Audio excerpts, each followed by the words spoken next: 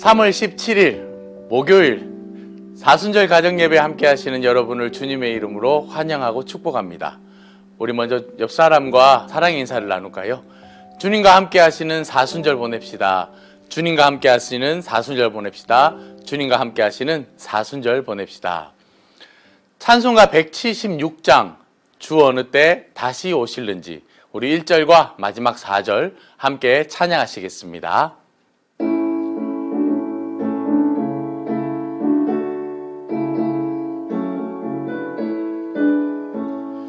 주 어느 때 다시 오실는지 아는 이가 없으니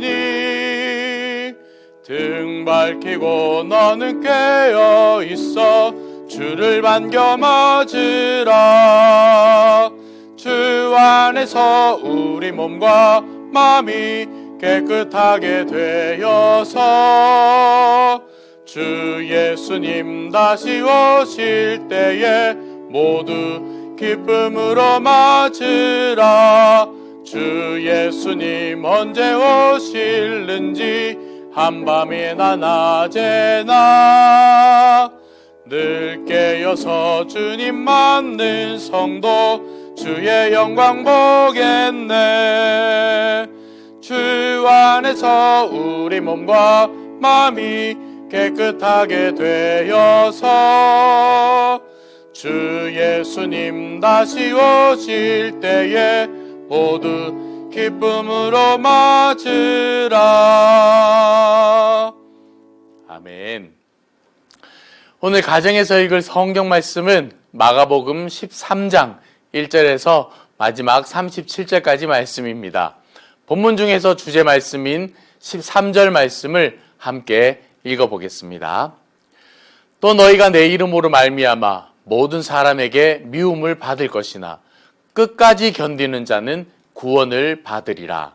아멘. 지방에 살다가 처음 서울에 올라왔을 때 제일 먼저 찾은 건물이 63빌딩이었습니다.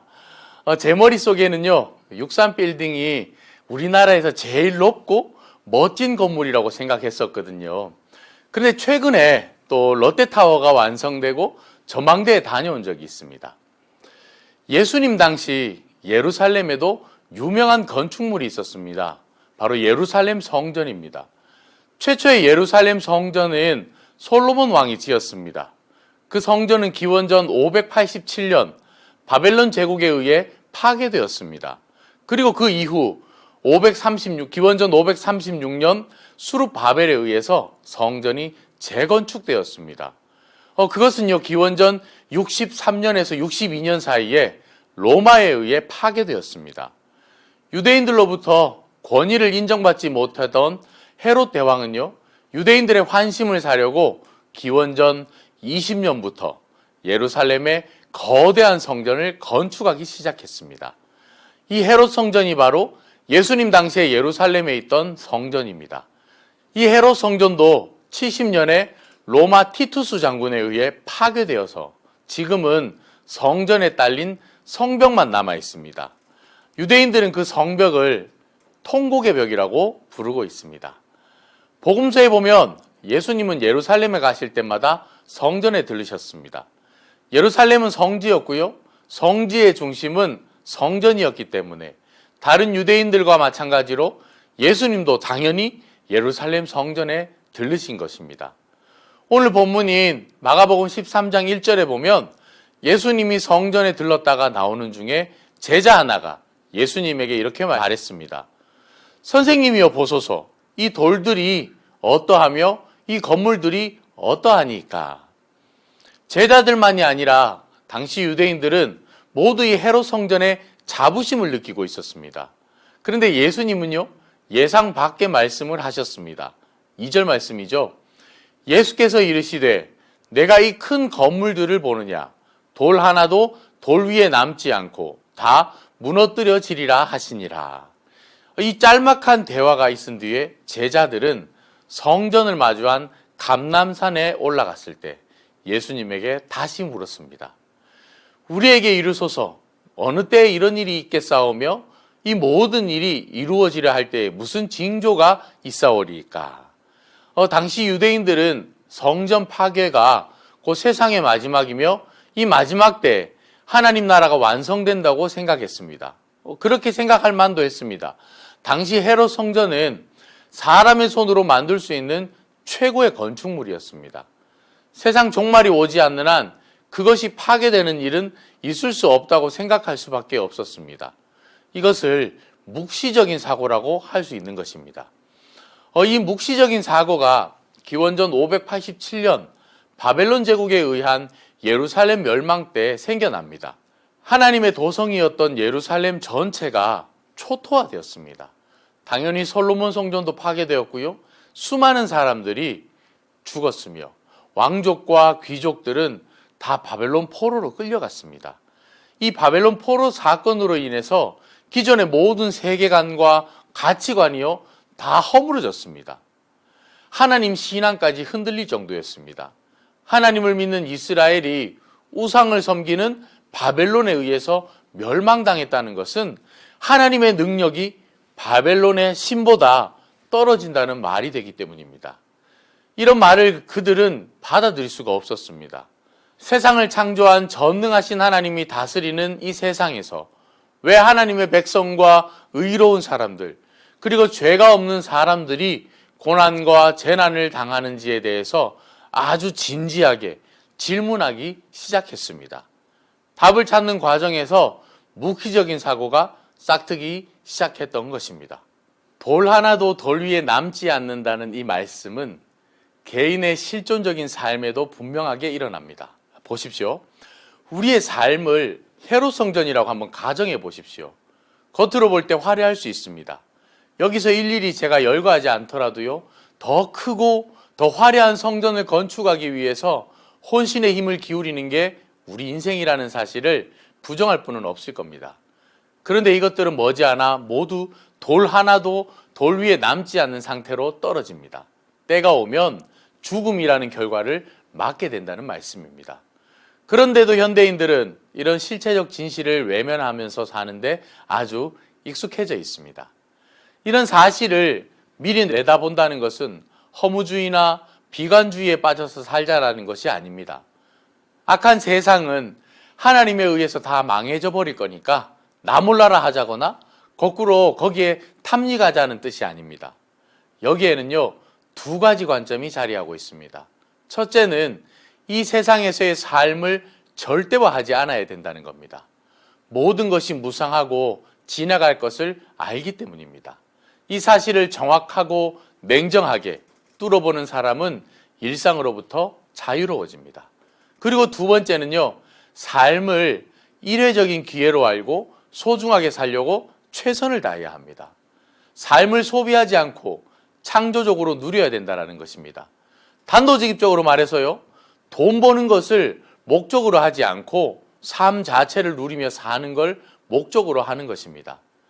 지금 예배를 함께 드리는 우리가 오늘을 끝으로 죽을 때까지 만나지 못한다고 한번 상상해 보십시오.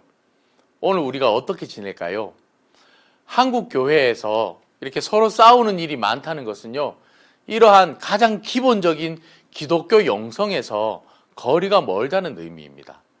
성전 파괴에 대한 예수님의 말씀을 듣고 언제 이런 일이 있겠냐라고 말한 제자들의 질문에 대해서 예수님은 묵시적인 어려움이 일어난다 하더라도 그것이 세상의 마지막은 아니라고 말씀하셨습니다. 6절에서 8절까지 말씀입니다.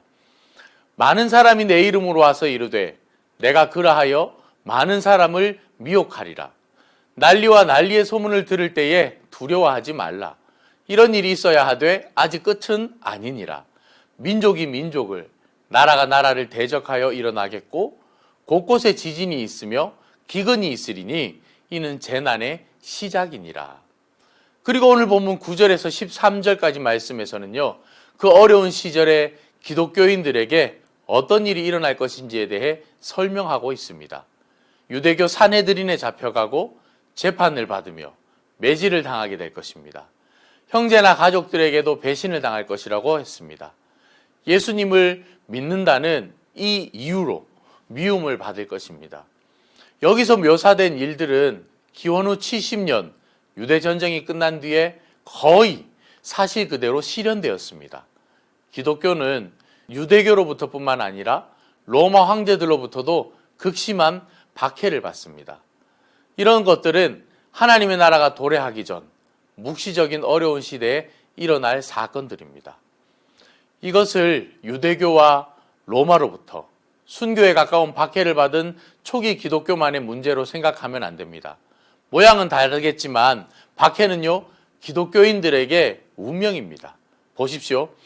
지금과 같은 자본주의 사회에서 사람이 떡으로만 사는 게 아니라 하나님의 말씀으로 산다고 주장하면 어쩌면 주변에 있는 사람들로부터 동의를 얻기가 어렵습니다. 예수님은 고난을 말씀하시면서 13절에서 다음과 같은 말씀을 덧붙이셨습니다. 또 너희가 내 이름으로 말미암아 모든 사람에게 미움을 받을 것이나 끝까지 견디는 자는 구원을 받으리라. 고생 끝에 낙이 온다는 식의 단순한 덕담 차원의 주신 말씀이 아닙니다. 이 말씀에는요, 기독교인의 참된 실존이 놓여 있습니다. 견딘다라는 이 말에는요, 고수한다거나 지킨다는 뜻도 있습니다. 예수님의 신앙을 지키는 것입니다. 언제까지요? 끝까지입니다. 기독교 신앙은 한순간의 열광적인 경험에 머무는 것이 아니라 고난의 삶을 실존적으로 끝까지 버텨내는 것입니다. 그런 이들은 구원을 받습니다.